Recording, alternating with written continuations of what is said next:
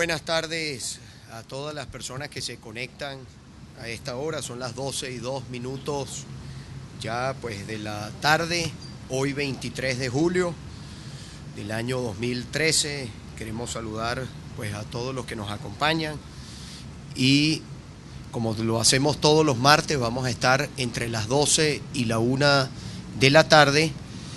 Nos pueden ver a través de capriles.tv.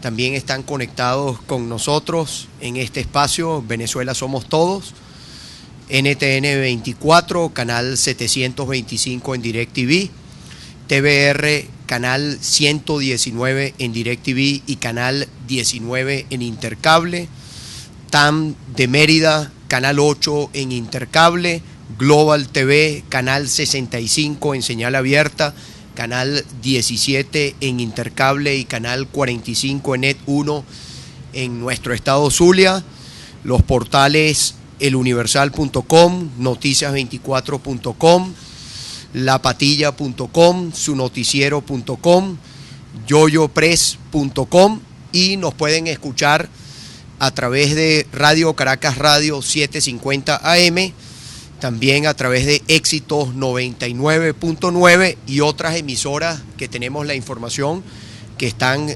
conectadas en este momento. Quiero saludar a las personas que me acompañan. Como todos los martes tenemos un grupo de periodistas que nos acompañan en este espacio.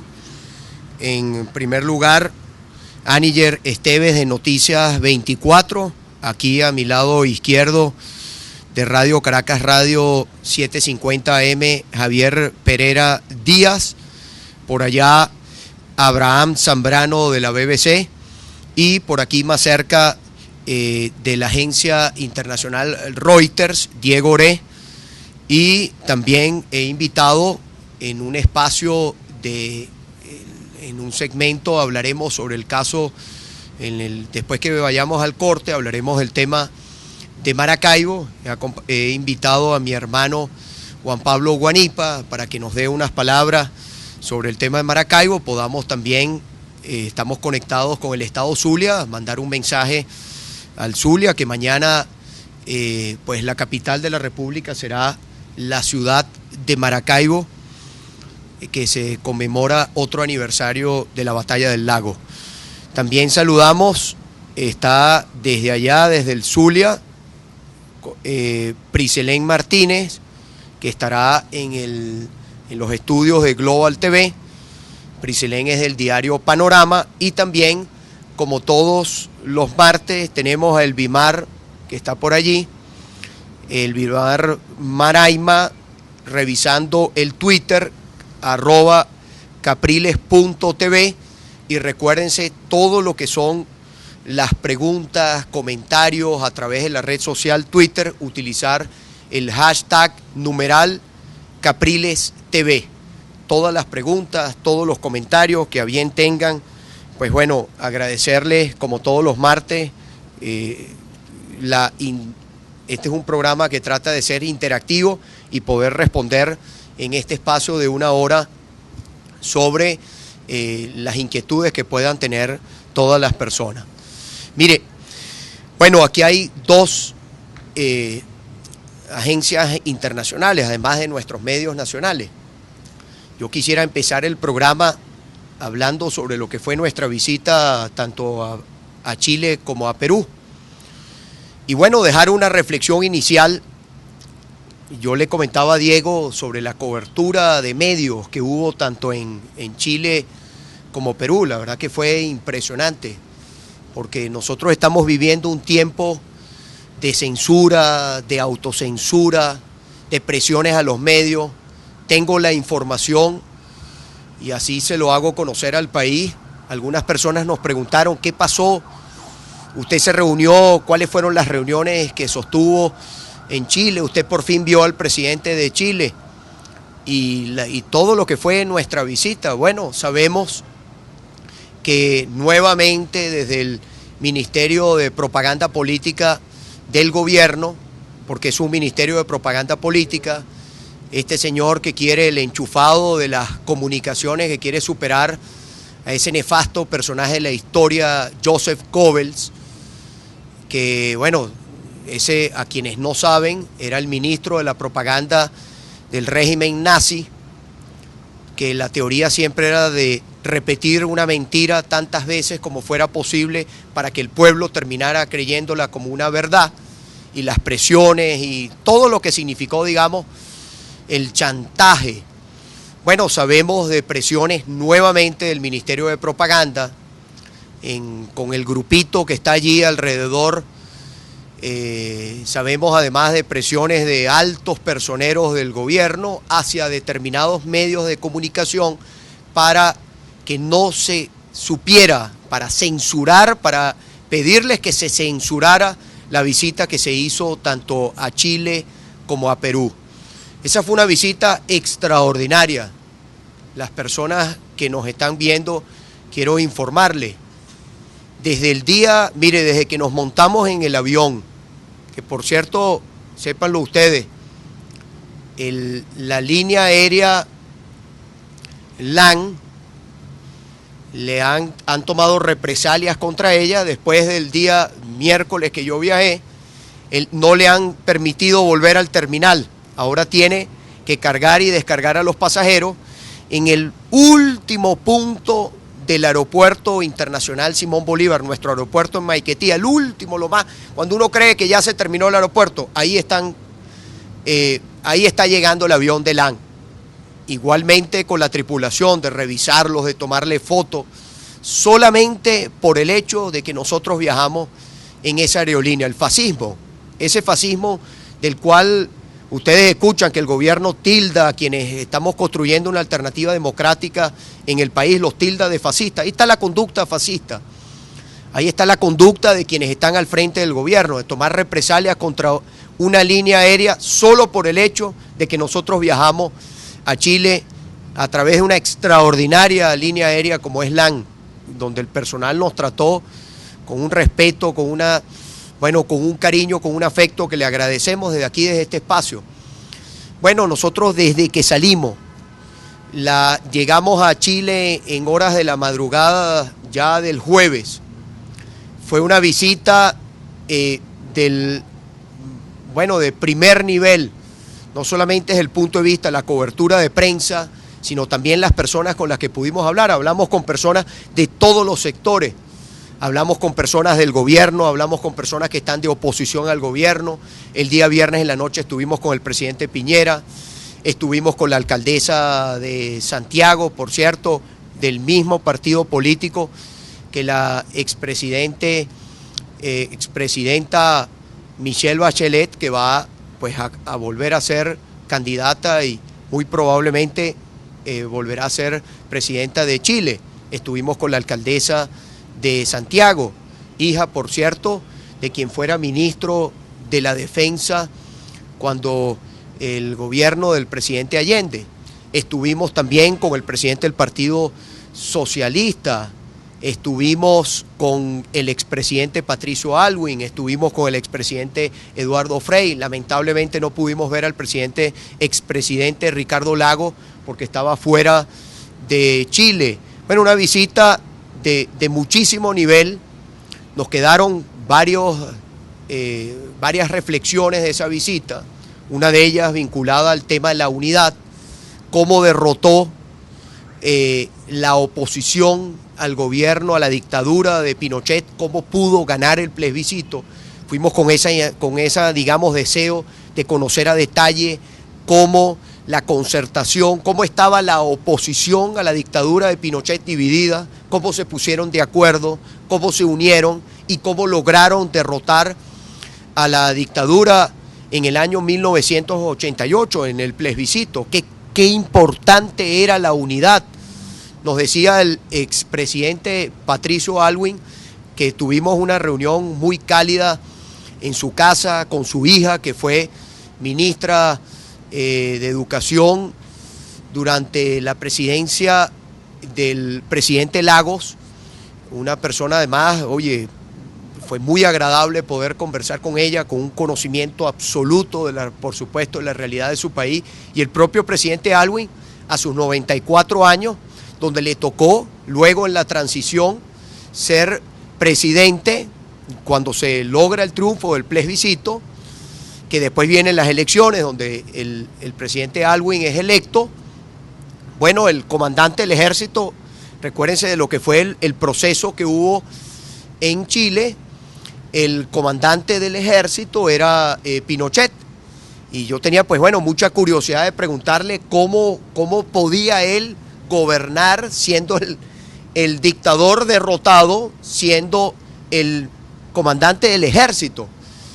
Bueno, ahí fue pudiéramos pasar una hora contándole la experiencia, pero hubo una reflexión muy importante que me dejó el presidente Patricio Aylwin, que me dijo, mire, el gran reto que tuvimos los chilenos fue vencer a Pinochet con su constitución y con sus leyes y con sus reglas de juego. Y yo le digo, mire, presidente, comentándole al presidente Aylwin, nos sentimos muy identificados con eso, porque ese es el gran reto que tenemos quienes estamos construyendo una alternativa en Venezuela, derrotar a este modelo fracasado, a este modelo que secuestra que tiene secuestrados los poderes, derrotarlo en sus propias reglas, para que no exista, que no haya ninguna excusa. Tuvimos una situación que, bueno, estamos luchando el 14 de abril para que ellos queden derrotados y no exista forma que sobre la base de esa derrota que pasa porque nuestra base política sea más grande, no haya forma que puedan desconocerla. Bueno, fue realmente, se los digo, una experiencia extraordinaria. Y otra de las cosas, también una reflexión muy importante, Juan Pablo, que nos decía Javier, de que, y eso es algo que queda, por eso viajamos y por eso es tan importante y por eso el gobierno quiere que nosotros nos salgamos de Venezuela y no contemos, Diego, la realidad del país, vayamos a contarla personalmente en Chile, en Perú, en toda nuestra América Latina. Me decía el presidente Frei, como nos decían el grupo de senadores, estuvimos en el Senado, bueno, las reuniones con los venezolanos, si algunos me están viendo, quiero agradecerles, fueron reuniones sumamente emotivas, que nos provocaba a todos llorar. Es muy difícil la vida de nuestros hermanos venezolanos que fueron a buscar oportunidades en otros países y que quieren regresar a nuestra Venezuela, que no se fueron producto ni porque, digamos, tienen alguna cuenta pendiente con el país, no, se fueron buscando oportunidades a otros países. Y bueno, están un grupo importante de venezolanos en Chile, donde obtuvimos una victoria importantísima. Pero me decía todas las personalidades con las que pudimos conversar, que la clave para poder ir al plebiscito fue la observación internacional, la comunidad internacional. Y esa es una primera reflexión que yo dejo. En Chile, tanto en Chile como Perú, nosotros tuvimos una cobertura absoluta. En Perú también, bueno, nos reunimos, fue una visita mucho más corta. No es cierto que hubo algún deseo de no reunirnos con nuestros hermanos que están exiliados allá. No vi a Carlos Ortega, pero tuve la oportunidad de conversar largo con Oscar Pérez. Hubo una dificultad, entiendo, para que Carlos Ortega pudiera tener acceso, porque llegó más temprano de la hora que iba a ser la reunión, las personas de protocolo no sabían quiénes eran, no eran venezolanos además, y bueno, hubo una dificultad allí que yo pido, no tratemos siempre a alguien algún interés de dividirnos entre nosotros los acompañamos en su lucha y es importante que los venezolanos no olvidemos a los exiliados ni a los presos políticos. Pero bueno, fue una visita más corta la de Perú. Pudimos compartir con los venezolanos, como pudimos compartir con medios, como pudimos compartir con un grupo de amigos de Venezuela que se ha creado, como pudimos compartir con el expresidente Alan García, que tuvo la gentileza de atendernos. Y bueno, fue una agenda muy, digamos, muy comprometida por las pocas horas que íbamos a estar en Perú. Pero lamentamos mucho, hay una corriente, la opinión pública, Diego, tú lo sabes, en Perú es muy fuerte. Llegamos en una crisis política en Perú, donde hubo lo que llaman, digamos, designaron estaban en el proceso de designar la Defensoría del Pueblo, magistrados al Tribunal Constitucional, y se armó todo un escándalo. Y ese escándalo, me refiero por la forma como se designó a estas personas, que le hizo al presidente retractarse, le hizo al grupo de partidos políticos que habían tomado la decisión retractarse, para que ustedes vean lo importante que es la opinión pública y lo importante también que existan medios libres para no chantajear ni ponerle filtros a la información. Pero bueno, llegamos en esa circunstancia, el presidente Humala estaba afuera e insistimos mucho durante esas horas y lo lamentamos y debemos decirlo desde acá. El presidente Humala no solamente es el presidente de Perú, es el presidente de UNASUR hasta septiembre. Y nos hemos dado cuenta, y bueno, fue muy importante la conversación con el presidente Piñera, porque Chile también forma parte de UNASUR. Fue una conversación, reflexiones que tuvimos con los expresidentes, que UNASUR y las instancias internacionales, tiene que haber un debate en nuestros pueblos de que esas no pueden ser instancias para defender intereses de los presidentes de turno. Tienen que ser las instancias internacionales para defender los principios democráticos, la democracia en América Latina. Y ahí les debo decir, vamos a ir a hacer un corte. Pero, mire, tanto en Chile como Perú, no estamos solos. Sépalo todo nuestro pueblo. Hoy este proyecto que nosotros representamos es impresionante el respaldo que tiene el ciudadano común en la calle. Yo sentía, al bajarme del avión en Chile, al llegar a Perú, en el aeropuerto, compartí además, hice una escala en Lima para después seguir a Chile. Bueno, se acercaban argentinos, brasileros, peruanos, chilenos, de todos los países de nuestra América Latina. Estábamos en la calle, ahí va Capriles. Sabemos la realidad de su país, lo acompañamos. Y además otra reflexión, ninguno de los países, es impresionante, Diego. El aeropuerto, por ejemplo, de Perú, allí hay, mire, cómo hay turistas, cómo llegan, cómo eso se ha convertido además en el centro para conexiones a toda América Latina. Nosotros llegamos a las 11 y tanto llegamos de la noche en Lima, yo estaba impresionado, todos los vuelos que salían, el movimiento que había en el aeropuerto. Bueno, un país que controló, que llegó a tener una inflación, recuérdense que tenía, bueno, ¿cuál era la inflación hace la segunda más alta de la historia? Y fíjense cómo Perú pudo superar, cómo Perú hoy tiene inflación de 2% al año, cómo la inflación de Perú en un año, en un mes de inflación de nuestra Venezuela, el mes pasado, gracias al señor Maduro, porque es responsabilidad, tenemos inflación en el país por este gobierno que tenemos, porque la inflación no es culpa del pueblo, la inflación, la responsabilidad es del gobierno, de su mala política económica, del modelo fracasado que pretende imponerse por vía de la fuerza, el secuestro institucional. El mes pasado, la inflación de Venezuela, de nuestra patria amada, querida, del mejor país del mundo, que es nuestra Venezuela, la inflación, porque tenemos el peor gobierno de todo el continente, es este gobierno, encabezado por Maduro, y legítimo además, porque eso es algo importante que nosotros no fuimos a plantear desconocimientos, porque cada país tiene sus propias reglas. Nosotros lo que vinimos a plantear fue el caso venezolano, y cómo la legalidad y la legitimidad son dos cosas distintas. Pero el mes pasado, la inflación, por poner un ejemplo, el caso de Perú, el mes pasado nuestra inflación equivale a 2 años. Un mes de Venezuela de inflación son 2 años de inflación de Perú. Perú tiene crecimiento económico, Perú está generando empleo, Perú tiene una economía próspera, igual el caso de Chile, pero me refiero, Chile viene de otra circunstancia. Chile cuando entró en democracia, Chile tiene años ya, ya tiene 23 años de democracia tiene Chile. Y cómo Chile logró, a través de la concertación, mantener un modelo. Después hubo un cambio fuera de la concertación con el presidente Piñera, muy probablemente, bueno, ahorita la concertación la llaman la nueva mayoría. Bueno, decidirá el pueblo chileno, pero me refiero, más allá del cambio, hay un modelo económico, hay una cosa que yo no comparto, que la comentamos, yo creo en la gratuidad de la educación, y yo creo, esa es mi bandera como gobernador, yo creo en una educación gratuita, pública, de calidad. Bueno, allá tienen una situación de conflicto sobre ese tema, tomarán decisiones a futuro, pero el modelo, cómo el país, cómo ha ido saliendo nuestro pueblo de la pobreza, teniendo empleo, teniendo oportunidades, es impresionante. Usted ve las carreteras, usted ve todo lo que han logrado, usted ve cómo se han construido viviendas, cómo se ha industrializado el país, cómo se ha desarrollado.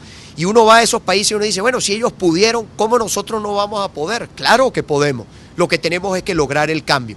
Y esa experiencia de poder ver las cosas positivas, de poder ver además en el tema político, porque Chile derrotó, tumbó la dictadura, pero Perú también derrotó al régimen que se terminó imponiendo durante 10 años, que fue el caso de Fujimori, y también hay similitudes, cómo trataba, por ejemplo, Fujimori de montar situaciones conflictivas para echarle la culpa a la oposición, muy igualito, el mismo libreto de este gobierno, idéntico. Y por cierto, bueno, lamentar que, y con esto vamos a ir al corte, lamentar, bueno, los que desesperadamente tratan de evitar que nosotros salgamos y que la voz de la mayoría del pueblo venezolano sea conocida en toda nuestra América Latina.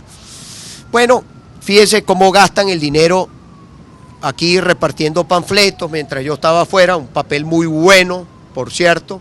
Sabemos quién está detrás de esto, con toda una serie de insultos, de calumnias. Sigan con esto no van a frenar ni la decisión que tomó el pueblo de Miranda, ni la decisión que tomó nuestro pueblo, de muy buen papel. ¿Quién paga esto? Habría que preguntarle. Sabemos quién está detrás de esto. Ese es un frustrado que anda por allí, frustrado, un enchufado, corrupto, ese espécimen que está allí en la Cancillería. Es un espécimen que, con el perdón de los especímenes, sabemos que está detrás de esto, gastando el dinero del pueblo venezolano, creyendo que con esto se compra o se logra lo que no pudo lograr en el mes de diciembre. La frustración de que el pueblo no votó, los que más nunca le volverán a meter la mano al Estado Miranda, ¿no? Y después otra información que nos llegó muy grave, esto quisiera yo compartirlo con ustedes antes de irnos al corte. Fíjate, Diego, esto que está aquí,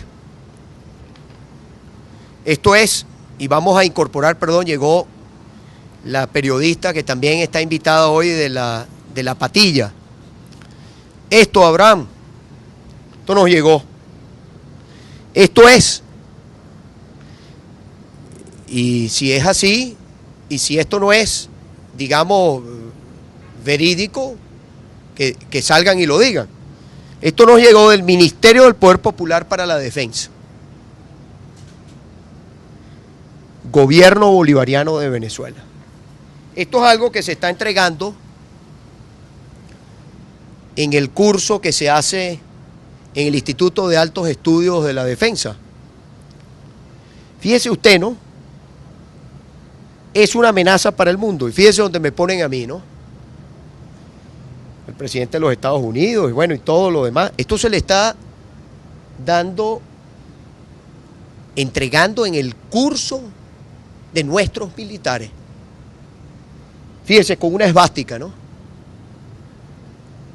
Y además con la estrella, fíjese las grandes contradicciones, ¿no? Defínete, ¿no? O es la esvástica o es la estrella. Las dos cosas no se... Te lo digo, Abraham, porque tienes un nombre bíblico, ¿no? Además, como lo hemos dicho, pretender ofenderme, ¿no? Esto es una ofensa para quienes tenemos orígenes judíos, ¿no? Y que además no sentimos ningún... Mi abuela era judía, sobreviviente del nazismo.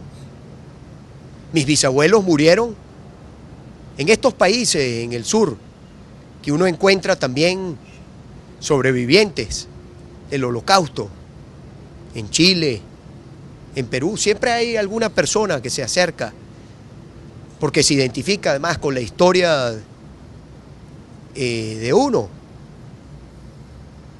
Mis bisabuelos murieron en un campo de concentración. Muchas personas lo saben, porque he tenido que contar la historia. A mí no me gusta contar mi historia, a mí me gusta escuchar la historia de los venezolanos para ayudarlos a cambiarla, de nuestro pueblo pobre, el que vive en la miseria. Bueno, fíjese esto, ¿no? Esto se está impartiendo, fíjese, Estados Unidos, un régimen fundamentalista, sustentado teológica y geopolíticamente la doctrina Monroe, bueno, todo lo que le están impartiendo a nuestros militares. Fíjese, ¿no? Democracia liberal, antagonismo, Estado democrático y social de derecho y justicia, la visión bolivariana en nuestra Fuerza Armada Nacional Bolivariana. Convertir a la Fuerza Armada en un brazo político, eso es violar la Constitución. Yo quiero insistir, eso es violar nuestra Constitución, la Constitución de la República Bolivariana. Esto es muy grave. El comandante supremo de la revolución, mire esto, a quienes van a ser, digamos,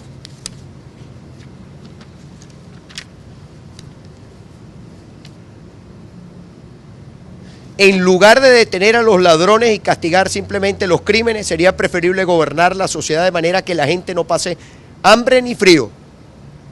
Cierto, el objetivo es que nadie pase hambre ni frío. Pero ¿qué pasa con la violencia? ¿Usted no combate la violencia? ¿O usted ampara el crimen? ¿No? Utilizando Kenco 1330. Aquí está. Esto nos llegó. Esto es grave. ¿Qué le están enseñando a nuestra Fuerza Armada? ¿Qué pretenden? Una guerra. Y además, ¿qué pretenden con esto? Poniéndome a mí aquí. Bueno, les dejo eso para que ustedes vean las cosas graves que están sucediendo, ¿no?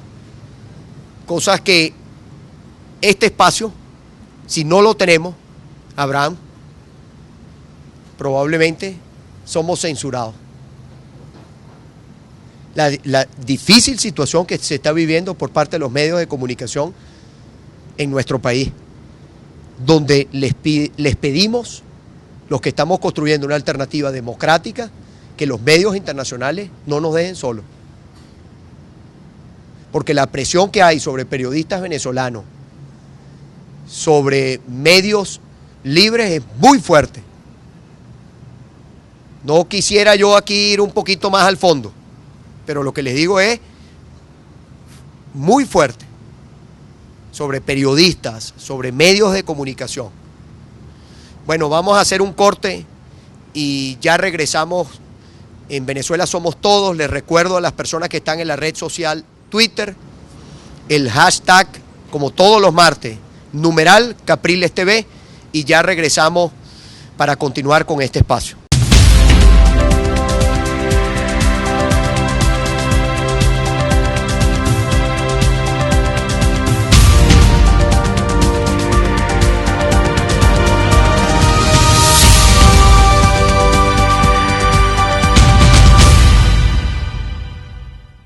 Vivo acá en el sector Brisa Higuerote, Estado Miranda. Me gusta vivir aquí, sí, me gusta por la tranquilidad. Yo tengo ya 10 años viviendo aquí en Brisa Higuerote. Sí, el agua fue aquí devastadora. El agua lo que hacía era subir. Todos los enseres, todo lo que tenía dentro de la casa lo perdí. En un momento dado el gobernador se acercó acá. Y él con el agua aquí, nosotros le decíamos, pero cónchale, gobernador, se está mojándose. No, yo no soy mejor que usted, yo tengo que también estar dentro del agua. Bueno, una semana ese señor estaba aquí, incluso el día que él vino a entregar los certificados, nosotros emocionados. Y aquí estamos con nuestras viviendas, viviendo más tranquilos, más seguras. Él con nosotros siempre nos hizo sentir parte de él. Para mí él fue una luz en tanta oscuridad. Tú te estás jugando y no consigues ayuda y de repente llega ese salvavidas y te rescata, pues. sea, esa fue la salvación de nosotros.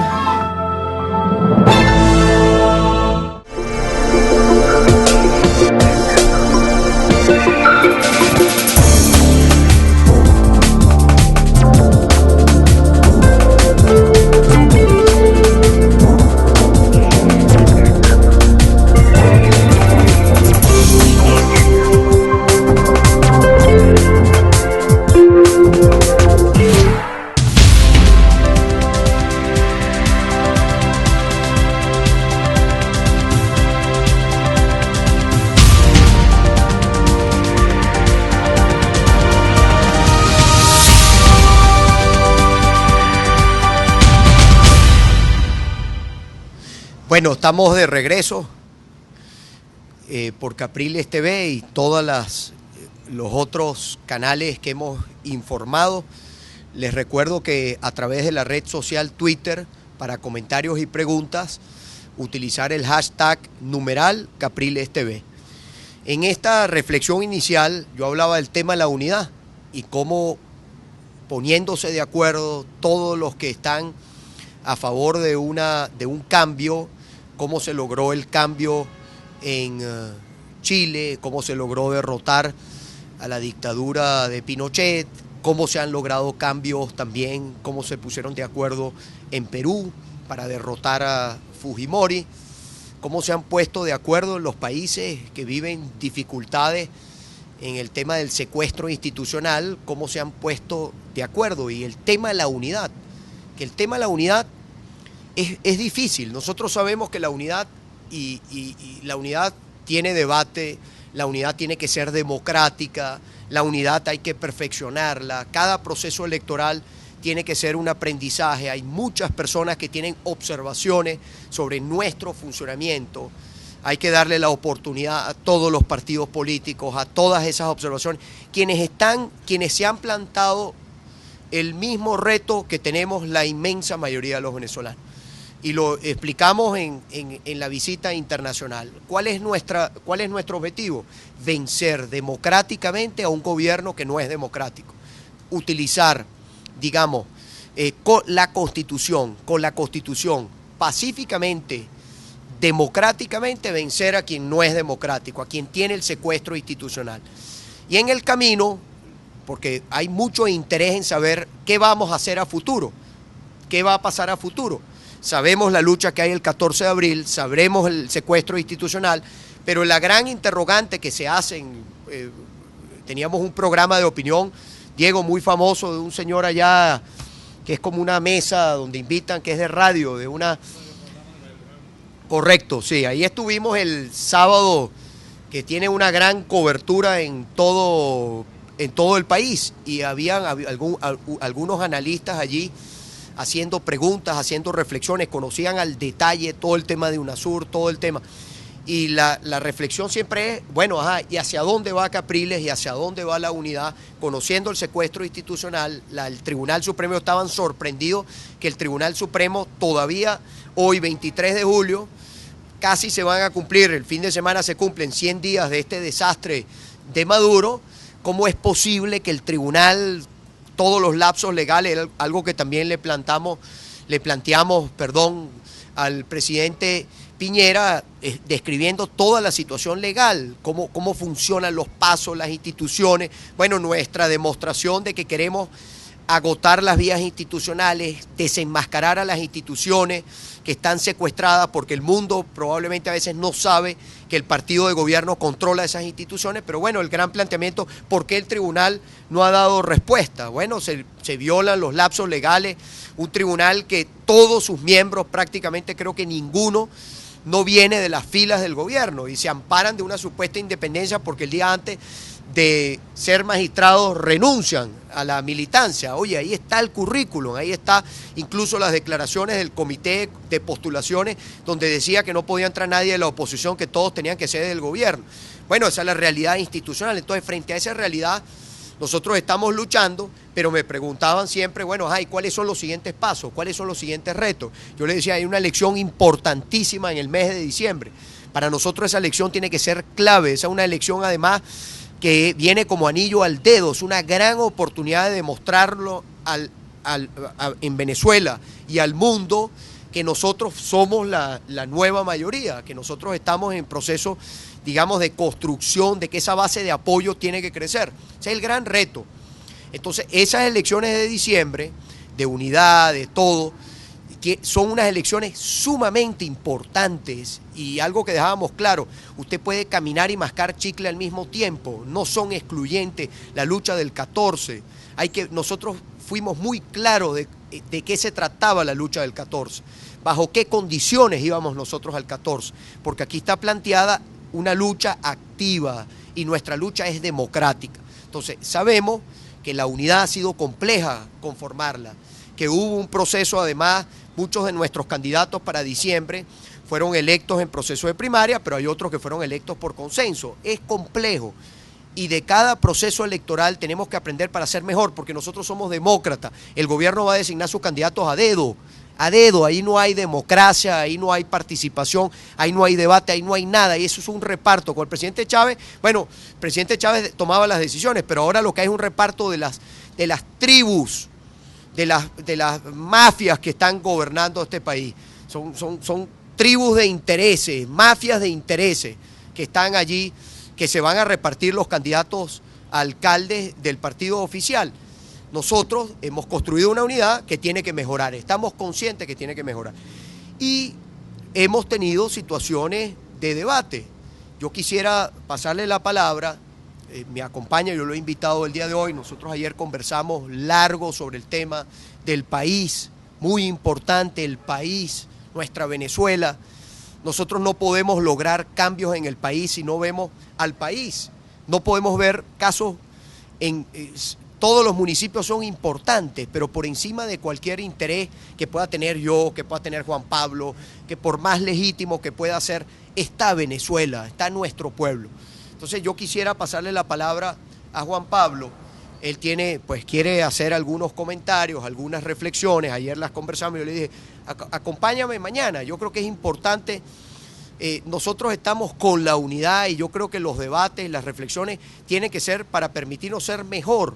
Juan Pablo es un líder en el estado Zulia. El Zulia yo obtuve una votación, histórica. Nunca en la historia del estado Zulia una persona había recibido tanto apoyo como le quiero agradecer al pueblo zuliano. Yo recibí en el mes de abril, el 14 de abril, casi 1 millón de votos. Nadie en la historia ha logrado una votación como esa. Ese es un compromiso que yo tengo con los zulianos, que tiene el Zulia con Venezuela, pero siempre Venezuela arriba, siempre el interés colectivo, el interés supremo que es los venezolanos. Juan Pablo.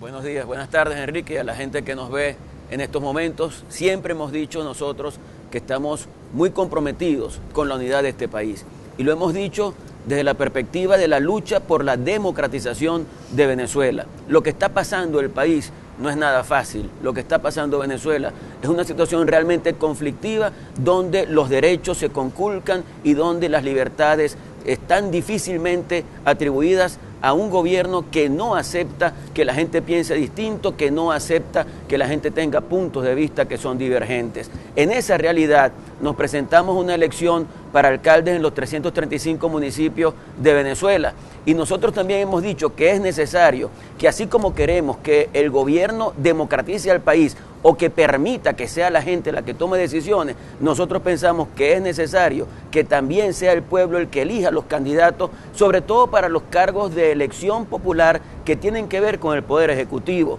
Por eso propusimos unas primarias en el municipio de Maracaibo, unas primarias que pueden hacer que sea la gente la que tome las decisiones, que pueden lograr que sea el pueblo el que diga quién es el candidato de la unidad, en este caso a la alcaldía de Maracaibo. Y luchamos con el pueblo en función de eso. No fue una lucha personal, fue una lucha colectiva, hasta el punto de que nosotros fuimos casa por casa y logramos el apoyo de mucha gente. 111.564 firmas consignamos ante la Mesa de Unidad Democrática para que se realizaran elecciones primarias en el municipio de Maracaibo. Pero además recibimos encuestas que establecían que más del 75% de la población maravina consideraba que era necesario hacer primarias, no solamente para profundizar la democracia, sino también por anhelos de cambio. Lamentablemente no hubo una respuesta positiva a eso y nosotros no vamos a presentar nuestro nombre para la alcaldía del municipio de Maracaibo, pero sí vamos a decir que vamos a continuar en una lucha para que cada día logremos democratizar las decisiones, para que la gente sienta que es parte de la toma de decisiones, para que la gente se sienta protagonista del cambio, no solamente para que tengamos un país mucho mejor, sino también para que tengamos ciudades mucho mejores, ciudades con servicios públicos, ciudades con calidad de vida, ciudades donde la gente sienta que tiene oportunidades, ciudades productivas, ciudades turísticas que reciban gente de otras partes de Venezuela y del mundo. Maracaibo tiene una excelente ubicación geográfica. Maracaibo puede ser la capital del Caribe, es la ciudad más importante del oriente colombiano, es la ciudad más importante del occidente venezolano, es una ciudad que hace puente entre Bogotá y Caracas y es una ciudad que puede ser la puerta del Caribe. Es más ciudad que cualquier capital del Caribe. Yo creo que nosotros tenemos la obligación de reivindicar a Maracaibo, tenemos la obligación de luchar para que esté mucho mejor, para que tengamos una visión, para que tengamos un plan y para que luchemos por construirlo y convertirlo en realidad. Así que nosotros de aquí, de este programa, nos vamos a Maracaibo a darle la cara a nuestra ciudad, a esgrimir los argumentos que tenemos para proponer hacia el futuro la democratización de todas y cada una de las decisiones. Si queremos democracia para Venezuela, tenemos que democratizarnos nosotros también. Bueno, gracias Juan Pablo. Yo creo que queda más que claro la posición, porque hay muchas personas que nos han escrito, que nos han preguntado. Yo no he tenido la oportunidad de regresar a la ciudad de Maracaibo de la última visita que hicimos hace poco más de 2 meses. No he tenido la oportunidad de volver a nuestra querida ciudad de Maracaibo, a nuestro estado Zulia. Sé que pronto estaremos por allá, pero ha quedado muy claro la posición de Juan Pablo. Juan Pablo no va a dividir la unidad, Juan Pablo no se sale de la unidad. Juan Pablo es un liderazgo muy importante de la unidad, del Zulia, de Maracaibo. Y ayer conversábamos, toda esta reflexión, todo este debate, el gran reto para nosotros es hacernos mejores el día de mañana. Hay unas reglas que las aprobamos. Y el debate, tomemos el debate para mejorar las reglas a futuro. Sabemos que la unidad tiene que perfeccionarse. Sabemos que que el día de mañana, primero yo creo que hay que apoyar para que la ciudad, uno puede apoyar desde la alcaldía, pero también puede apoyar desde afuera, puede apoyar desde distintas instancias. Vamos ahorita a hacer un contacto. Priselén me quiere hacer alguna pregunta a mí, con mucho gusto, pero sobre este tema del Zulia y esta reflexión, tienen que fortalecerse los liderazgos. Eso es hay que construir liderazgo en el país, hay que darle la oportunidad a los liderazgos. Sabemos que las reglas a veces, algunos pueden sentir, cónchale, pero esas reglas, pero bueno, son las normas que aprobamos. Ya este debate nos permite, para futuro, tiene que mejorar, tiene que ampliarse. La unidad es democracia y la unidad es el futuro del país. Y ayer en nuestra reflexión yo le pedía a Juan Pablo, mire Juan Pablo, tu aspiración es legítima, sabemos de tu liderazgo, pero este es un momento donde la unidad del país nos llama a todos. Nosotros tenemos que trabajar, todos los partidos políticos, los alcaldes, los concejales, todos tenemos frente a nosotros un dragón que bota fuego para quemar a todo. O sea, eso es un dragón que es el poder. O sea, ese es el uso de los recursos. Allí yo le digo, ellos estaban jugando, ellos querían que hubiera una división en Maracaibo. Los enchufados, porque el pueblo de Maracaibo está con este proyecto. El pueblo del Zulia está con el progreso. Allí lo demostró el 14 de abril. Que las gestiones, alguna gestión, sea cual sea, la tengamos que acompañar para que mejore, para que pueda desarrollarse, allí estaremos. Pero la unidad, yo le quiero pedir a todos nuestros seguidores, mire, aquí bienvenidas las críticas, venga todas las críticas, pero también les pedimos propuestas. El país necesita de la alternativa. Allá los que están en el gobierno, que son, bueno, ya sabemos lo que son. Mire, sus mensajes, los debates allá internos, entre ellos, bueno, si ellos ahí tienen una guerra, pero ellos saben que si se dividen, eso nos favorece. Igual es el caso nuestro. Si nosotros dividimos la unidad, ¿quién se termina favoreciendo? El gobierno, este gobierno corrupto. Este es el gobierno más corrupto de la historia de nuestro país, corrupto en todo sentido, corrupto en los negocios, corrupto en su inmoralidad, corrupto, un gobierno que no tiene principios. Los que están al frente del gobierno, todos son unos inmorales, que lo único que les queda frente al desastre económico que tiene este país, la situación difícil. Nosotros tenemos un resumen aquí, que lo vamos a presentar los próximos días, de los 100 días del desastre de Nicolás Maduro. 100 días de hacernos más pobres, de más devaluación, de más escasez, de más desabastecimiento. Pero frente a esto, frente a lo que viene, nosotros aquí tenemos que fortalecer la unidad. Nosotros no podemos dividir la unidad por una candidatura aquí o una candidatura allá. Nosotros tenemos que entender el valor de la unidad. Por eso hacía en la introducción la reflexión de lo que fue nuestra visita a Chile, a Perú, casos muy importantes que tenemos nosotros que evaluar cómo se derrotó con unidad. Así que bueno, quiero agradecerle a Juan Pablo, quiero saludar a todas las personas de Maracaibo. Maracaibo está con la unidad, todos los estados estamos trabajando con la unidad y Venezuela está con la unidad. La unidad para nosotros tiene que ser de más democracia. Esto es una reflexión importante que ha hecho Juan Pablo. No puede haber soberbia, no puede haber malas respuestas, no se pueden querer confundir los debates y tratar de decir que es que hay una posición para favorecer al oficialismo. Mira, jamás, no tenga ninguna duda el pueblo del Zulia, jamás verán a Juan Pablo Guanipa, que lo conozco muy bien y me permito hablar y decir esto, jamás lo verán del lado de este gobierno corrupto, ineficiente, hambreador, este desastre. Juan Pablo ha hecho un planteamiento que nos sirva a la unidad de cara al futuro.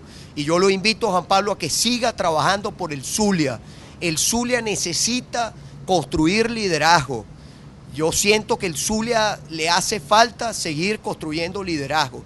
En los municipios, en las parroquias, en los barrios, en todos lados hay que articular. Y no podemos, es muy importante dejar una reflexión para todos los partidos. No son, ni la hegemonía del gobierno es buena, ni otras hegemonías son buenas. Tenemos que abrir el juego. Tenemos que permitirnos de que la democracia se fortalezca sobre la base de nuestro debate y sobre la base de unas reglas que cada día puedan ser mejores. Esa reflexión es importante. Yo agradezco a Juan Pablo su compromiso con la unidad, su compromiso con Venezuela, su compromiso con su ciudad, su compromiso con su estado, pero por encima de cualquier interés que tenga alguno de nosotros con algún determinado municipio, con algún determinado estado, está el interés supremo de nuestro pueblo y de nuestra Venezuela. Yo quisiera hacer un pequeño contacto, vamos a tener que irnos unos minuticos más porque no le he dado chance de poder, no los traje aquí para que ustedes me escuchen a mí, los traje para que puedan hacer preguntas y con mucho gusto yo poder responderlas. Vamos a escuchar una pregunta desde el Zulia, de nuestra querida periodista Priselén Martínez.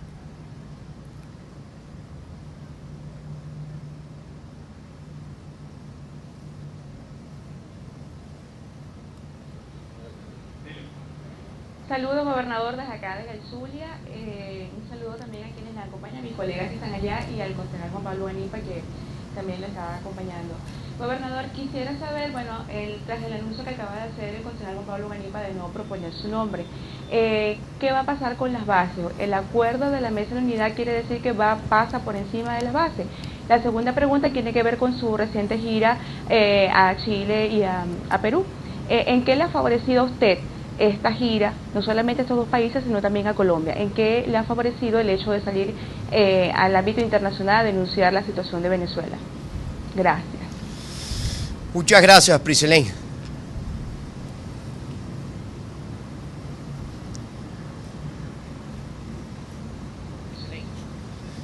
Muchas gracias. Bueno, vamos cada día, ahora tenemos el primer contacto. Ya, bueno, estamos mejorando. El próximo lo vamos a hacer a otros estados. Eso me parece una gran oportunidad que podamos tener desde otros estados preguntas y reflexiones. Yo creo que el valor más importante, no se trata de qué piensan las bases. Yo no quisiera entrar en un debate de grupos. Todos tenemos un compromiso con la unidad, sobre la base de unas normas que conocemos, de unas reglas que conocemos. Sobre la base de este debate, creo que a futuro tenemos que seguir perfeccionando nuestra unidad. Hay que ver, oye, a veces yo siento que somos como un poco, digamos, duros con todo lo que se ha logrado. Oye, usted sabe todo lo que hemos logrado sin tener recursos económicos, sin tener, nosotros no tenemos ni utilizamos la industria petrolera, ni utilizamos a los empleados públicos, ni tenemos ministerios, ni tenemos reservas internacionales, ni gobiernos en otros países que ceden frente al chantaje del interés económico, lamentablemente. Esto ha sido a pulso, bloque a bloque. Mire dónde hemos llegado. Usted sabe lo que fue llegar a tener 7,5 millones, a ganar las elecciones del 14 de abril. Como lo dijimos en Perú y en Chile, no cobramos. Ese es ahí está la lucha. Pero usted cree, el país tenemos que nosotros continuar nuestra lucha para lograr el cambio definitivo. Porque no es solo la presidencia. ¿Qué creo yo que tiene que venir a futuro? Bueno, acompañar a quienes están en la unidad, hacer que sus gestiones sean todavía gocen de más apoyo. De eso se trata, la mía, la de cualquiera. Ese es el reto que nosotros tenemos a futuro. Y este es un momento donde la unidad tiene que más bien fortalecerse. Entonces yo creo, Priselén, que Juan Pablo ha dado un debate que tiene que servirnos para futuro y para tomar decisiones a futuro. Porque el problema es que cuando usted tiene que organizar la unidad en 335 municipios, usted ha pasado procesos, usted ha pasado reglas, que usted pueda, bueno, mantener las mismas reglas para todos los casos. Ese es el gran reto que tenemos todos quienes estamos dentro de la unidad. Y con respecto, y yo estoy seguro que Juan Pablo estará, digamos, siempre del lado de su pueblo, trabajando de donde sea. Usted no necesita un cargo de elección para trabajar a favor del pueblo. El cargo de elección le permite tomar decisiones, aplicar un proyecto, una visión. Pero aquí necesitamos el esfuerzo, el concurso de todos, de los que están en el cargo de elección como de los que no estén en el cargo de elección. Aquí no necesitamos todo, esa es la realidad, todos nos necesitamos. Y sobre el tema de salir, bueno, ahí está la reacción del gobierno. La mejor respuesta a la importancia que tiene nuestra visita fuera de Venezuela, recorrer nuestra América Latina, está la reacción del gobierno. Se vuelven locos, desesperados, porque ellos quieren evitar. Y ahí traje yo a colación una reflexión sobre nuestra conversación con el presidente Aylwin, donde me insistió mucho, él y su distinguida hija, que la clave para derrotar a la dictadura de Pinochet fue que el mundo, la observación internacional. Y nosotros, esa es una lucha que nos viene. Nosotros tenemos que buscar el acompañamiento internacional a todos los procesos que vienen. Y no solamente me refiero desde el punto de vista de instituciones, desde el punto de vista de personas que viajen a Venezuela a hacer observación, sino también desde el punto de vista de los medios de comunicación. El haber ido allá, tú tienes que ver, Priselén, la cobertura que tuvimos, absoluta. Bueno, Diego, el periódico, uno de los periódicos más importantes allí, en Perú, por ejemplo, El Comercio, nos dio 2 páginas del periódico el día domingo. no solamente un llamado en la primera plana, sino 2 páginas para contar la historia de la mayoría, de lo que nos ha tocado lidiar, porque el gobierno pretende aislarnos, el gobierno quiere hacerle ver al mundo que quienes estamos aquí construyendo una alternativa somos golpistas y ellos son los que celebran el golpe de Estado, o no somos democráticos, o el tema de que pretenden con este ministro fascista de propaganda política, el Goebbels, este Goebbels que tenemos aquí, él pretende afuera repetir la mentira, por ejemplo, de lo que fue el post-14 de abril. Él pretende hacerle creer al mundo, pretenden hacer, no solamente al pueblo venezolano, sino pretenden hacerle creer al mundo que después del 14 de abril hubo una violencia y que quienes ganamos el proceso electoral, nuestros seguidores salieron a generar violencia. Nosotros lo que hicimos fue evitar los casos de violencia. Y ahí estuvo, y me reconocieron todos los expresidentes en conocimiento. El propio presidente Piñera me dijo, mire, usted le evitó, conociendo la situación del gobierno que tenemos, de estos corruptos que están al frente del gobierno, cuando yo suspendí la movilización a el Consejo Nacional Electoral el miércoles, porque teníamos información de que el gobierno estaba preparando que ahí hubiese cualquier cantidad de muertos. Y bueno, ahí está, porque nuestra lucha es pacífica, democrática, constitucional. Ese es el gran reto. Entonces yo creo que las visitas no solamente que son de altísimo impacto, sino son claves. Tener la opinión afuera y pedir el acompañamiento internacional, que aquí podamos tener 2 agencias internacionales. Hay que invitarlas todos los martes para que nuestra voz se siga escuchando en el mundo, porque el gobierno no solamente quiere apagar y hacernos invisibles aquí, sino también hacernos invisibles fuera de Venezuela. Bueno, yo quisiera pasarles la palabra, me disculpan que nos hemos extendido, vamos a un corte y regresamos con ustedes, los periodistas que nos acompañan, y también regresamos con el Twitter y vamos por lo menos una media hora más a extender el espacio Venezuela Somos Todos.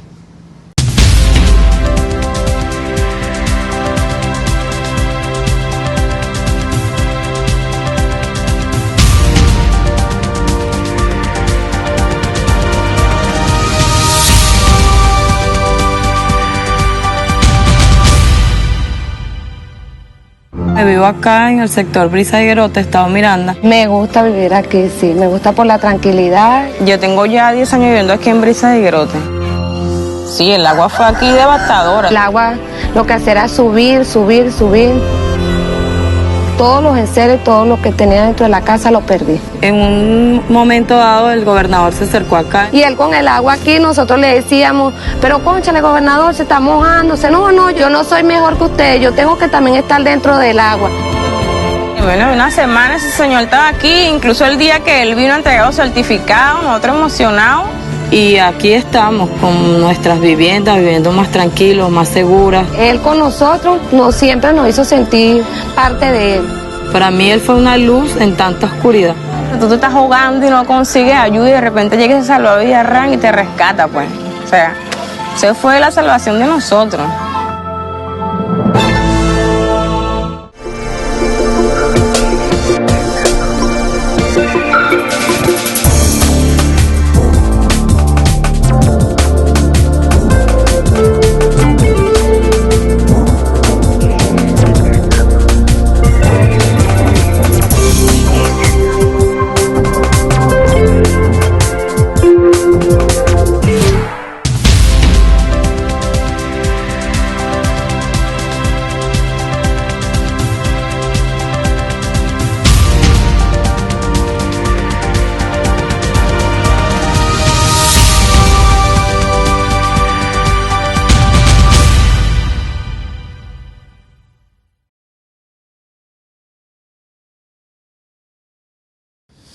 Bueno, estamos de regreso. Voy a pasarles la palabra, o vamos primero con el BIMAR, con el tema del Twitter. Recordarles el hashtag Capriles, numeral Capriles TV, el BIMAR. Bueno, llegaron algunas inquietudes sobre todo en el tema de los servicios públicos en el país y sobre el tema judicial que, bueno, es recurrente en el Twitter. ¿Qué se sabe sobre la impugnación de las elecciones del 14 de abril por parte del TCJ?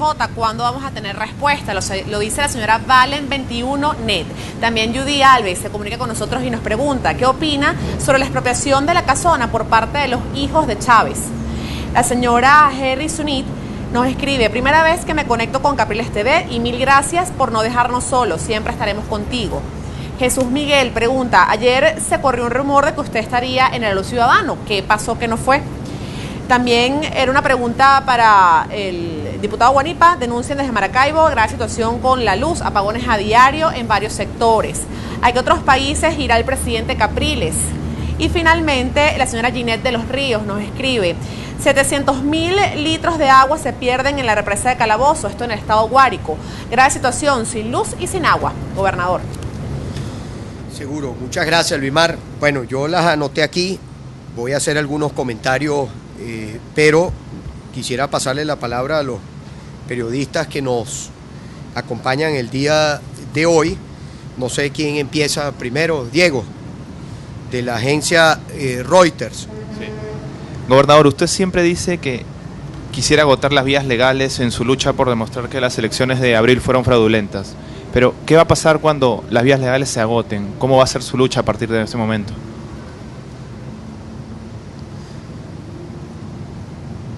La lucha sigue siendo democrática y precisamente nuestra demostración es, hay algunos que dicen que nosotros, del gobierno, que ni siquiera hemos debido impugnar un proceso electoral.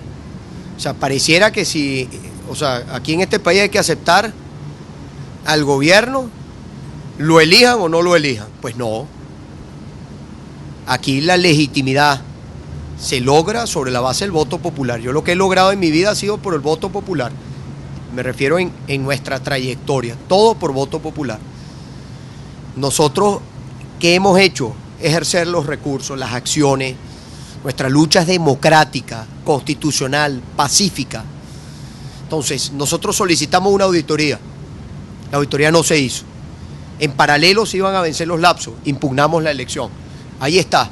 Ese Tribunal Supremo de Justicia, creo yo, qué mal ha quedado. Es una demostración clara que nuestro pueblo vea que las instituciones, los que son seguidores, un país que no funciona la justicia, al final no puede, ahí está nuestra realidad. No logra avanzar, progresar, no logra resolver el problema de la criminalidad, de la violencia, porque ahí está el ejemplo. Un proceso, estamos hablando de una elección presidencial y que el tribunal ni siquiera haya decidido sobre la admisibilidad. ¡Qué raya! Eso es lo que es una raya de verdad. Ahora, ¿qué nos plantea ese reto futuro? Ese tribunal tiene que cambiar. ¿Y cómo va a cambiar ese tribunal?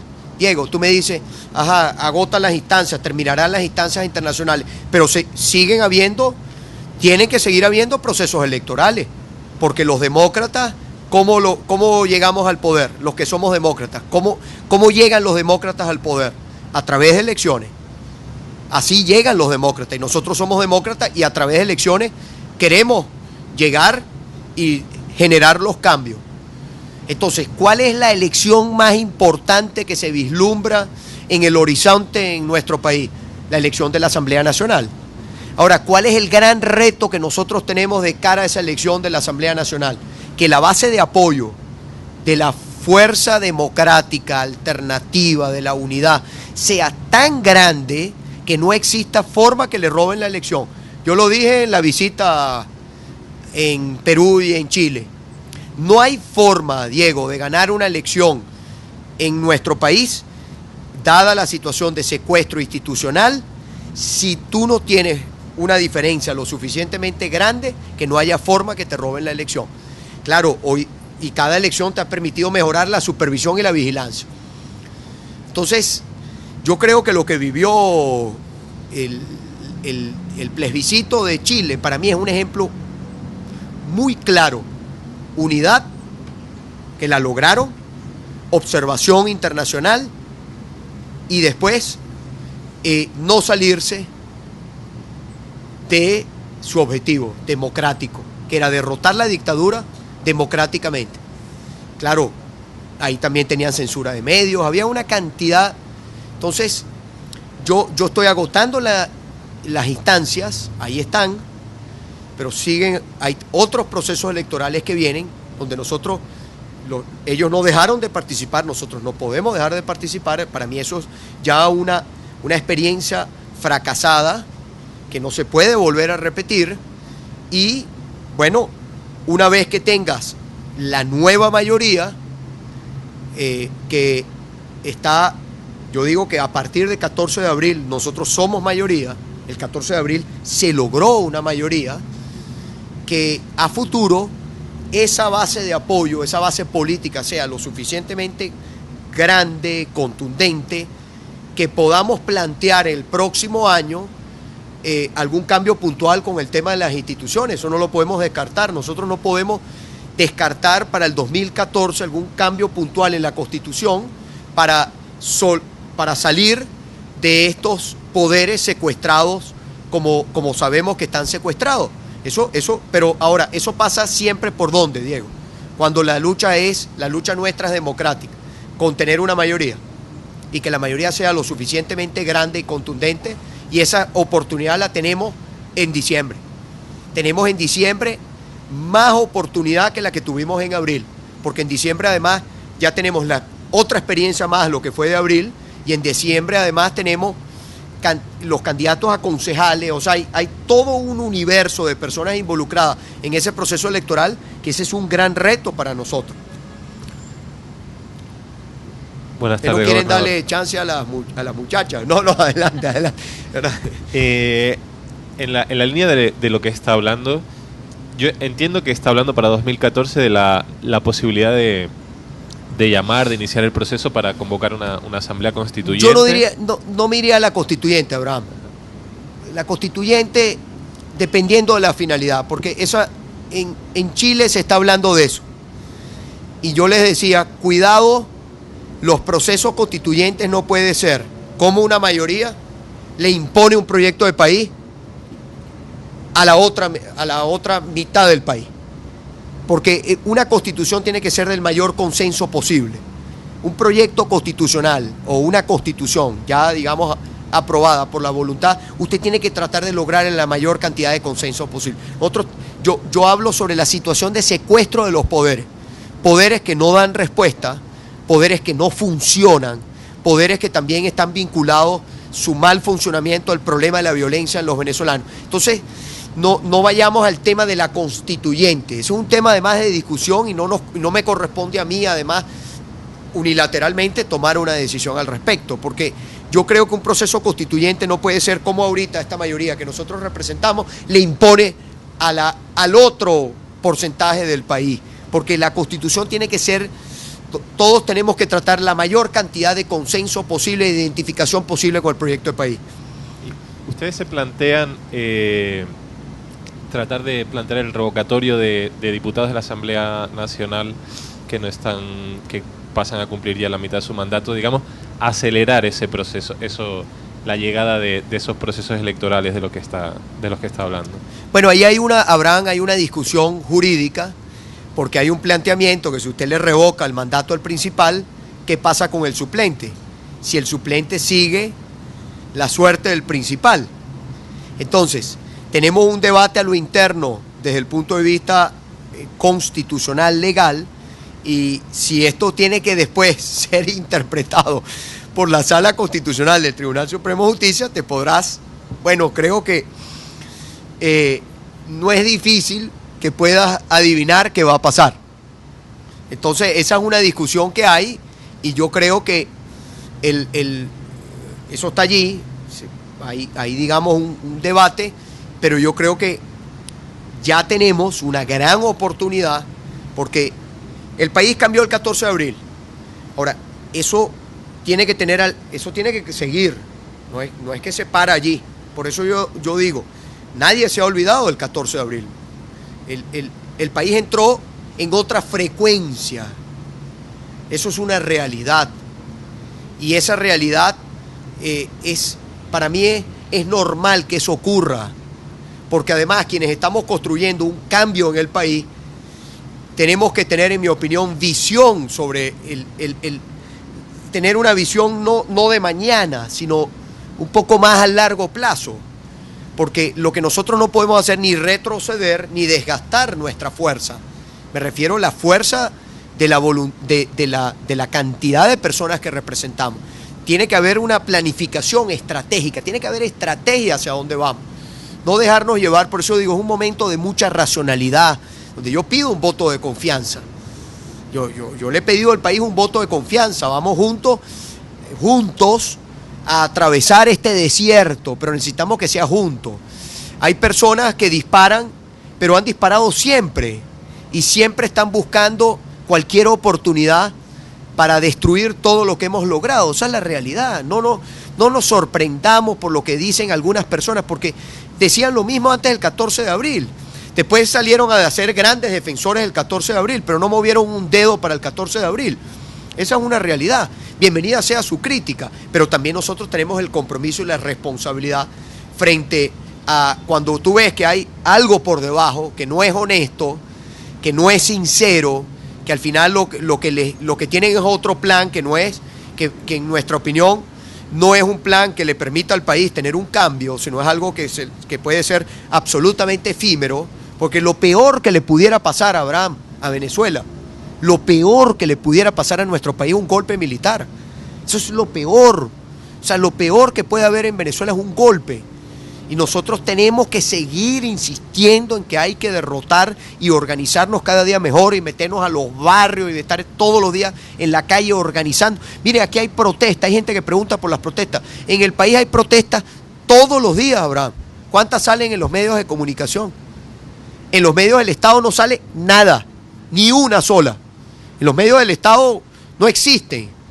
En los medios del Estado quieren el aparato de propaganda del gobierno, del fascismo, es pretender hacernos creer que el país no hay problema, que hay crecimiento económico, que no hay inflación, que eso del desabastecimiento es una mentira, que el país está muy bien, que siempre hay conspiraciones, que se va la luz porque una iguana muerde los cables. Eso es lo que quieren hacernos creer. Y después hay la censura y la autocensura que yo he planteado desde este espacio, muy grave, donde digamos, a mí me preguntaban ahora sobre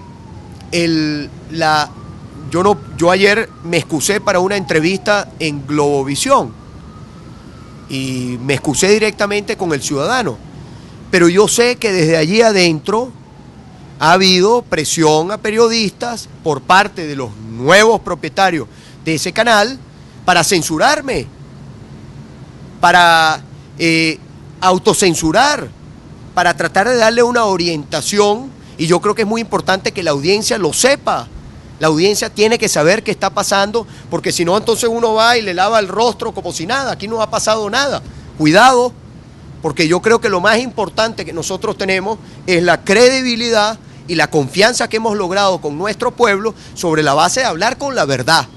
Y con la verdad vamos a seguir hablando, así sea, eso tenga el costo que tenga, porque para mí la verdad es lo que tiene que triunfar en Venezuela y prevalecer la verdad. No hay forma de sostener una situación sobre la mentira.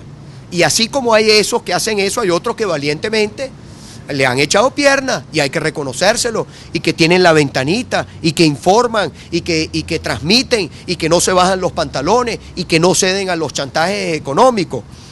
Entonces, yo creo que Abraham, esto es un camino que tiene varias etapas, y hemos pedido un voto de confianza para tener sentido de futuro y sentido de estabilidad y de permanencia, porque lo que deseamos la mayoría de los venezolanos es un cambio verdadero para el país que nos permita ser el gran país, el mejor país del mundo como es nuestra Venezuela. Bien, usted insiste en que se debe ir a elecciones el 8 de diciembre, pero sabemos que la población está bastante desmotivada y además tenemos un CNE que no ha restaurado el registro electoral y no se han hecho las elecciones de los rectores. Entonces, ¿cuál es la estrategia para convencer a esa población, a ese sector de la población que todavía desconfía? Y quisiera retomar el punto que tocó al principio del programa con respecto a Carlos Ortega, pues eso despertó varias alarmas. Y bueno, la gente estaba comentando en la red social de que usted no ha fijado una posición clara con respecto a este tema de los presos políticos y el tema de los exiliados y perseguidos. Rayli, te llamas tú, ¿no? Sí, gracias, Rayli. Mira, sobre el tema de los exiliados y los presos, ahorita antes de que yo sé que tuviste una dificultad hablamos de ese tema y tuve la oportunidad de conversar largo con Oscar Pérez en una situación muy difícil que vive Oscar Pérez. No es un exilio dorado, sino es una situación dura. Y decíamos aquí ahorita, no podemos todos olvidarnos de los presos políticos y de los exiliados que existen y que el mundo no lo sabe. Priselén me preguntaba desde el Zulia sobre la visita. Bueno, en Chile no saben que hay presos políticos en Venezuela, en Perú tampoco. Algunas personas que no sabían, sépanlo. Aquí hay presos políticos, no políticos presos, presos políticos, no como dijo alguien por allí. Entonces, sobre ese tema yo ya hice un comentario. Y sobre el tema de participar, cuando hemos participado, mira lo que hemos logrado. Cuando no hemos participado, no hemos logrado nada. ¿Cuál es el gran reto? Esto no es algo, no se trata, yo dejaba esa reflexión a nuestros hermanos venezolanos en Santiago de Chile. No se trata simplemente de votar, es más que votar. Es organizarnos. Nosotros para el 14 llamamos a conformar comandos familiares. Mantengamos los comandos familiares, comandos de defensa de la calidad de vida de nuestro pueblo en cada barrio, en cada cuadra, en cada comunidad, en cada urbanización. Nosotros tenemos que entender que el trabajo el mandado no es simplemente, yo no he dicho votar, es votar y defender el voto, y ayudar, y decir, bueno, ¿en qué mesas tuvieron dificultades el 14 de abril? Bueno, yo quiero trabajar en esa mesa, defender los votos de esa mesa. O sea, nosotros tenemos que entender que es mucho más activo de lo que hemos podido hacer hasta ahora, porque tenemos el reto de vencer democráticamente, con sus reglas, al gobierno que no es democrático, a los que están allí porque se robaron un proceso electoral, pero tienen una institucionalidad que les permite estar allí. Nosotros tenemos que cambiar esa institucionalidad, y esa institucionalidad no se cambia sola, esa institucionalidad se cambia votando, activando, denunciando, desenmascarando, fortaleciendo la base de apoyo. Usted conoce muy bien lo que significa la base de apoyo, la base política. La base política tiene que ser más grande. Nosotros no podemos quedarnos en decir somos mayoría. Pero ¿de cuánto es esa mayoría?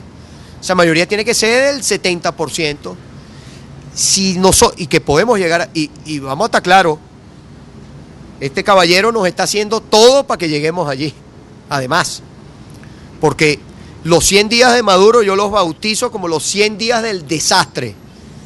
Los 100 días de Maduro, que se cumplen este fin de semana, son los 100 días del desastre.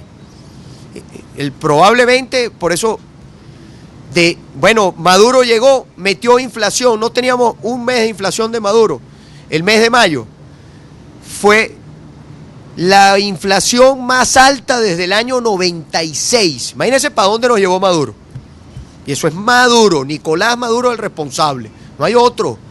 No es el señor comerciante o el bodeguero abusador. No, señor. Es él el responsable y su modelo fracasado. Y la corrupción. La corrupción que hay en todo. Porque hay corrupción donde uno se meta. Aquí donde te metas hay corrupción. Entonces, por supuesto que hay que votar. Y el que esté desanimado, el gran reto es animarlo. Pero entender que las cosas, no podemos volver a un debate que es un debate ya del pasado, superado. ¿Qué pasó en el país cuando no se votó en el 2005 en la elección de la Asamblea Nacional? 5 años una Asamblea Nacional. 5 años sin tener a la alternativa democrática allí. Seguimos, perdón. Buenas tardes, gobernadora. Aniller. Con el reinicio de su gira internacional se generaron algunas protestas en diferentes puntos del estado Miranda. Un grupo de personas pues denunciaban ausencia de gobierno y le exigían a usted que se ocupara de temas como la seguridad, la salud, la educación y también la vialidad rural. ¿Qué le responde usted a estas personas?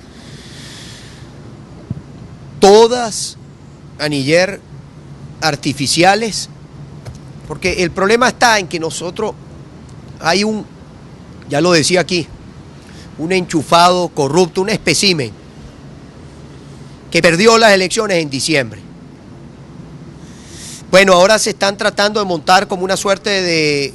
Él quiere ser gobernador de facto en Miranda. Gobernador de facto quiere ser. O sea, no acepta, no entendió que el pueblo de Miranda le dijo, no, compañero, para acá no, los corruptos no vuelven más a Miranda. Punto, eso fue una decisión del pueblo. Entonces, montan toda una serie de ollitas artificiales, bueno, se gastan un billete además. Yo mostraba ahora un volante que andaba de papel de ese, no de ese papel, de papel caro. Ellos gastaron millones de millones en las elecciones de diciembre.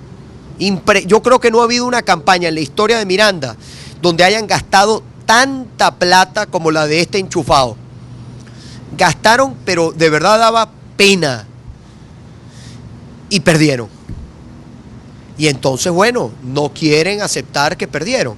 Entonces yo daba una reflexión, que este grupito, cuando se juramenta, además el libreto ya lo conocemos, es el mismo libreto, cada vez que es el mismo, es un libreto que ya no es ni noticia, eso no es noticia ni ya.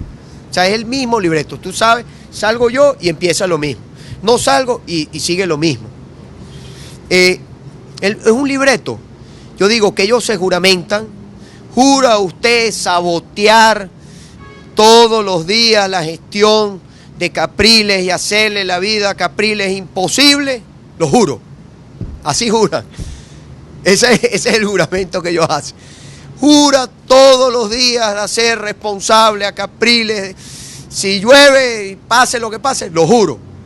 Entonces ese libreto yo no le doy ninguna importancia.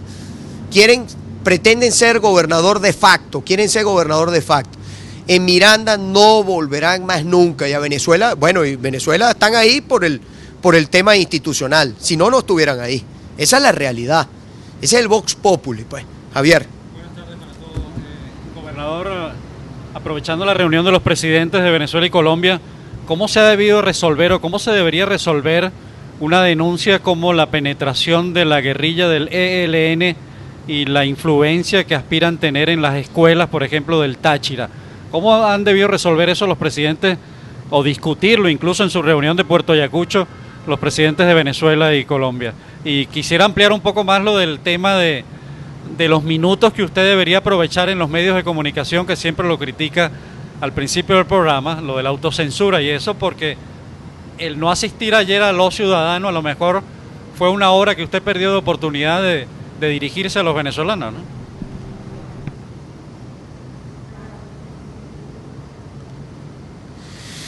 Sí, gracias, Javier. Mira, a mí ya me están apurando, que nos quedan 5 minutos. Ajá. A mí, el tema de la reunión ayer en la visita al presidente Santos, me recuerda un poquito a un personaje, yo digo, esa foto es emblemática cuando vio al secretario de Estado de Estados Unidos. Parecía como que hubiese visto, no sé, un artista de cine o algo así. Yo no sé si le pediría al final de la reunión un autógrafo o algo por el estilo, porque la imagen de la cara es como, no sé, como de, bueno, estaba extasiado, ¿no? Al ver el secretario de Estado de los Estados Unidos, cosa que yo no voy por allá a reunirme con el secretario de Estado. Pero una cosa es cómo se comportan cuando tienen al personaje enfrente y otra cosa es lo que dicen por después. Ustedes recuerdan todas las cosas que dijeron de Colombia, de tal, del presidente. Ayer les llegó el presidente Santos por qué no son tan valientes de decir lo mismo frente al presidente Santos? Se les olvidó todo lo que dijeron. Porque al final, Javier, es pura laraca, porque lo que ellos están es tratando sobre la base de amenazas y tal. Bueno, que tomase una foto aquí, una foto allá, para tratar de vender la imagen de la legitimidad internacional, de todo eso. Bueno, cada país tiene su política internacional.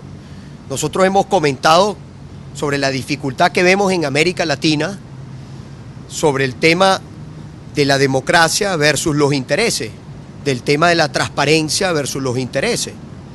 Yo le comenté al presidente Santos en la reunión que nosotros sostuvimos, que por cierto en Colombia el pueblo colombiano siente un gran rechazo sobre el modelo, lo que representa Maduro y el modelo Maduro. Es una realidad que tiene el presidente Santos allá.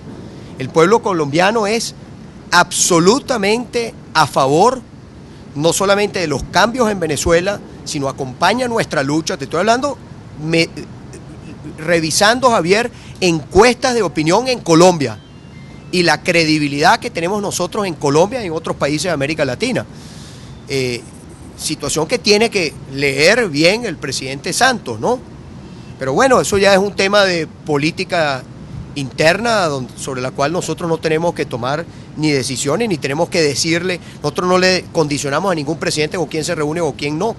El presidente Santos es libre de venir acá y reunirse con Maduro, él es libre de hacerlo. No hubo un solo señalamiento nuestro, porque nosotros no pretendemos condicionar a ningún presidente. Nosotros hacemos nuestra reflexión de lo que debe privar la democracia por encima de cualquier interés económico.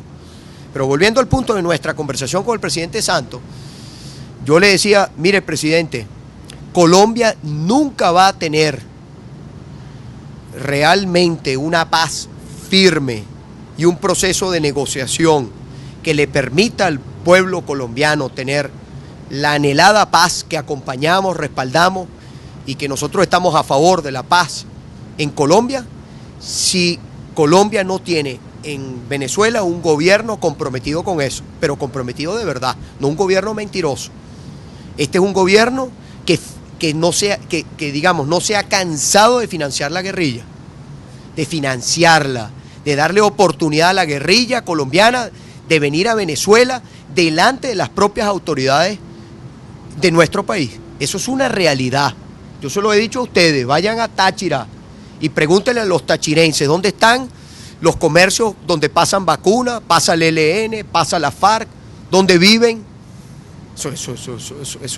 Eso está allí. Ahora, al gobierno no lo sabe, el gobierno venezolano. ¿Y quién los ampara allí? ¿Y cómo pasan la frontera? Entonces, nunca va a tener realmente firmeza Colombia si no tiene un gobierno acá en Venezuela firme con la democracia, firme frente a los grupos irregulares, a la guerrilla, a los grupos que secuestran, que asesinan, que están además en el narcotráfico. Esa es la realidad. Bueno, el presidente Santos puede tener otra visión al respecto. Ahora, nosotros le dijimos cuál es nuestra visión sobre este tema. Y respecto, nosotros no hemos, Javier, yo no cierro ventanas, son otros los que están cerrando ventanas. Yo ayer, pues bueno, esto no es un tema de un espacio contra alguien. Yo creo que es importante establecer cuáles son las reglas. O sea, establecer, me refiero, cuál es la situación de los medios. ¿Hay censura o no hay censura? ¿Hay censura o no hay censura en Globovisión? Eso es una reflexión que yo dejo. ¿Iremos allá a decirlo al aire? ¿Nos van a permitir hacerlo? Ah, bueno. Entonces, y después vamos a poder seguir diciéndolo. Porque ese creo yo, Javier, yo no estoy de acuerdo con la censura. Ni la puedo avalar. Ni la puedo defender. Y yo creo que esa es una realidad que ustedes, los comunicadores sociales, tienen una circunstancia muy difícil. Nosotros somos los afectados, el pueblo venezolano. Pero es una realidad, Javier, tú lo sabes. ¿Cuántas emisoras de radio cerró este gobierno? ¿Cuántas emisoras de radio no están chantajeadas? ¿Cuántas en el país? Que los llama directamente el director de Conatel para amenazarlo. Ministros que están detrás de dueños de medios de comunicación para amenazarlo. Cuidado, te portas mal, cuidado y haces esto. Eso lo tiene que conocer el país, lo tiene que conocer el mundo. Y fíjate, por eso estamos aquí, Javier. Este espacio no, yo no pretendo hacer política, yo lo que pasa es que siento que desde esta ventanita que hemos logrado abrir, hay cosas que estamos diciendo que por otro lado se nos censura, se nos bloquea, se nos invisibiliza. Entonces yo creo que hay un momento crítico, se lo digo tanto a Diego como a Abraham, hay un momento crítico porque no es la prensa escrita que también tiene dificultades. Le estoy hablando televisión y radio. Averigüen ustedes, hagan un trabajo de investigación y cuidado también con los portales, porque después entonces le van a querer meter la mano a los portales. Estos son capaces de eso y más. Entonces, bueno, me disculpan que hoy ha sido un poco, nos hemos extendido más de lo que está previsto. Quiero agradecerles, creo que tengo la obligación de volverlos a invitar para hacer por lo menos unas 2 rondas de preguntas. Y bueno, quiero nuevamente reiterarles, esta semana estaremos dando informaciones sobre estos meses de todo el tema económico, para que, como lo decimos en cada actividad de calle donde estamos, recorridos en nuestro pueblo, el que no ha abierto los ojos, abra los ojos sobre la situación económica de nuestro país.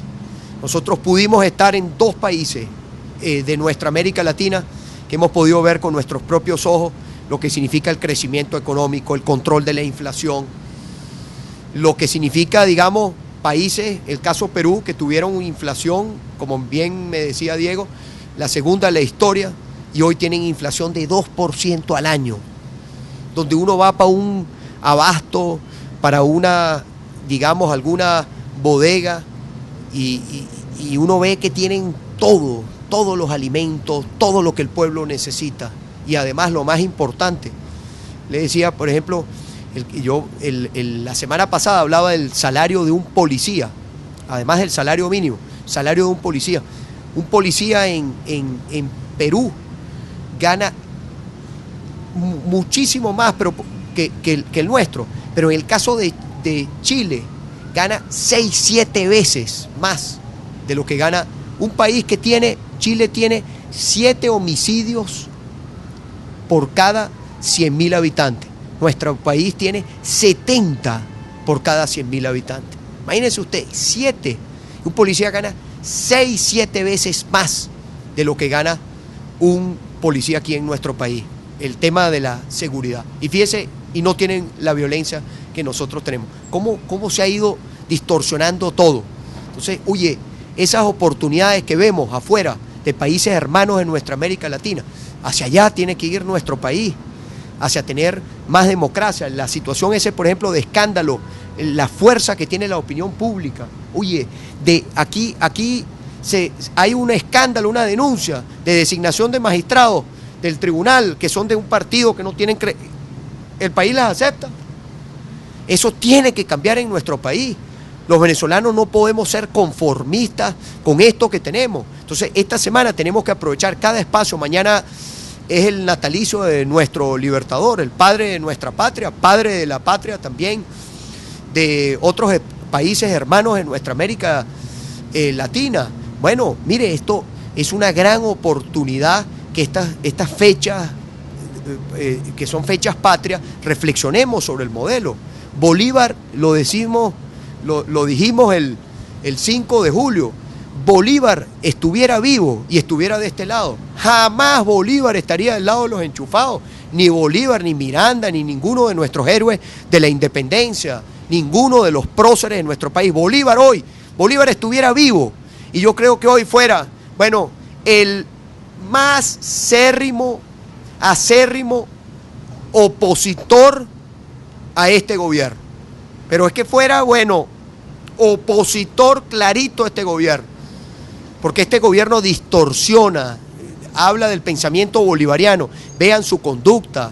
Fíjense, por ejemplo, y con esto termino, un grupito, me preguntaban, no me preguntó aquí ninguno, un grupito fascista esperándonos a la salida del aeropuerto. En la salida, en los aeropuertos en otros países que usted ve los familiares, cientos de turistas, no, ¿cómo va a venir el turismo para acá?